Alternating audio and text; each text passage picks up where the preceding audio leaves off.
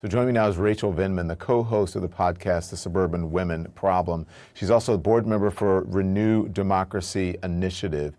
Thank you so much for joining us, Rachel. So we're going to get to Virginia, all right, what's going on in Virginia. But I have to ask you about Trump's attempts to overturn the election first, to make everyone watching aware that you are the wife of Lieutenant Colonel Alexander Vindman. He was one of the key witnesses in the first impeachment trial of then President Donald Trump. Now, today, Trump is threatening members of his own party with primaries if they don't support overturning the 2020 election. We all saw what happened on January 6th when Trump riled up his base and told them that, stop the steal. Do you think he's doing the same thing all over again? I do. I mean, he's a bit of a broken record. He just continues on the same things over and over because they apparently resonate with his base. So he kind of goes with whatever works. I don't find him to be terribly creative or much of a strategist, but his base doesn't seem to be interested in that. I want to talk about the big election in Virginia because both parties are looking at the race for governor between Terry McAuliffe and Glenn Youngkin as a barometer for what is to come in the midterms. Now, this comment from McAuliffe, the Democratic candidate, has turned the election on its head. Watch. I'm not going to let parents come into schools and actually take books out and make their own decision. I don't think parents should be telling schools what they should teach. Youngkin is seizing on this, using it to stir up Trump's base, stoking a culture war over what kids are being taught in schools. Look, you've got kids. You're going to school board meetings. Is his strategy working? I think it's working with some, but what we really have to remember, Don, is that this is a well-funded and well-resourced group of people that is going specifically to school board meetings to stir up controversy. And, I think the problem is twofold, is that the Democrats have been very slow to respond. As they like to say in therapy, we have to name it to tame it. And we need to define what this is, which is a cultural war. These are faux cultural wars. Critical race theory is a huge part of that. And the Democrats have been silent on it, which I understand why they've been silent to some extent, because it's nonsense.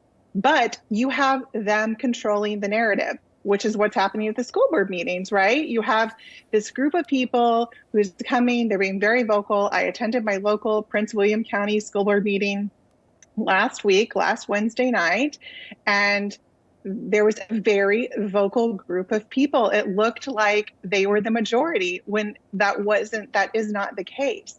But when you allow them to control the narrative, they are the loudest voice in the room because they refuse to really adhere to decorum standards, then you really have a problem. I think that, Terry McAuliffe, he misspoke, but that's not what he means. What he means is we're not going to have people come in. Literally, a woman at the school board meeting said she wasn't able to sign up to talk about critical race theory, so she signed up to talk about salaries. And her first opening salvo is, I'm here to talk about salaries. You shouldn't be getting yours because you're not doing your job. So this is what they want to say. Like, we're only going to pay you if you do what we tell you you should do. And that's just not how things work in a democracy. Mm-hmm. So I wonder why you think this is happening now, because, listen, you're right. They're the loudest voices, not necessarily the majority. They get all the coverage, right?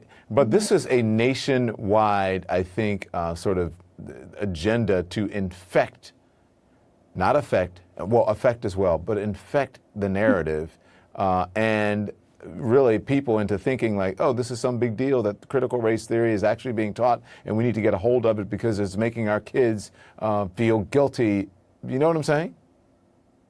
Absolutely, which, by the way, is the talking points that are used. I understand.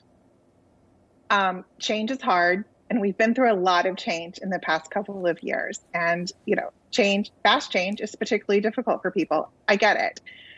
It's also, what I learned at the school board meeting, I just went as a parent, and I went to listen. I wasn't speaking. I learned something. I learned something from both sides, to be honest.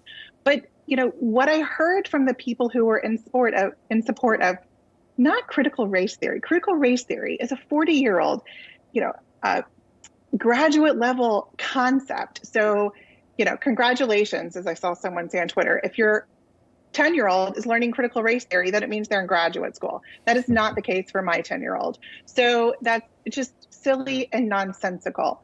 But if they are, learning to be a little bit more sensitive and include everyone in the room, I'm okay with that because I'm still learning that too. 2020 taught me that I still have things to learn as an individual and as a society. We still have work to do because not everyone has had the same experience. And it's okay to acknowledge that. I know that people are afraid, and the Republican Party is really big on capitalizing on these fears. And look at me right now. My neck is breaking out. It's red. It's because this is not my comfort zone, but it's important, and I'm going to keep doing it.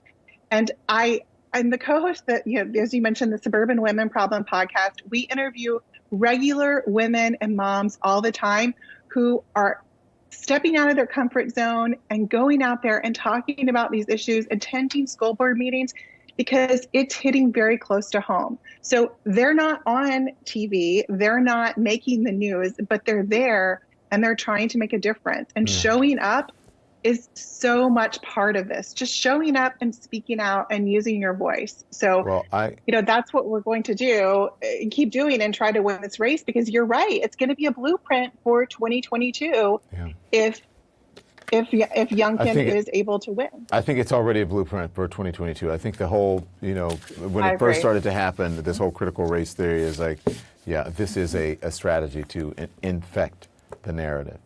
Thank you very much. I appreciate it. Rachel Vindman, thanks. Thank you. Thank you for having me.